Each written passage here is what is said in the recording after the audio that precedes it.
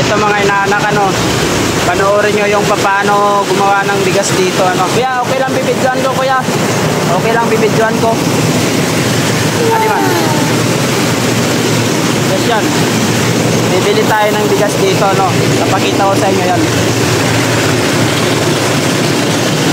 Yan, no. Bilhin nyo yan. Yan, no. Grabe mga bigas dyan. Oh.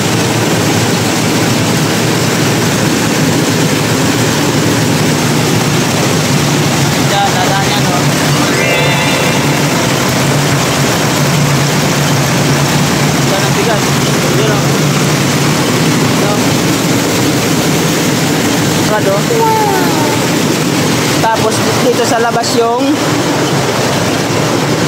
yung ipa. Ayan, oh. Diyan lalabas yan. Yan, oh. Yan. Dito kami umaasa na to. Kuya, ilang taon na to, kuya? Ilang taon na to? Di ba matagal, sobrang tagal na to? 35 years. Ayan, si kuya yung may-ari.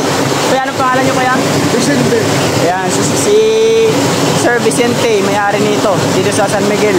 Pasalamat kami dito kay Kuya Vicente. Ayan. Ito naman yung pino na ano, ipa, pagkain ng baboy. Ayan. Kuya, magkano yung isang lata niyan? 40 pesos. Ina, ano yung lumalabas na tubig? Ano lumalabas na tubig yan? May tangke ito. May nilalagyan nyo ng tubig. Overhead man ito kung maray tubig. Kung walang tubig, overhead. Okay na.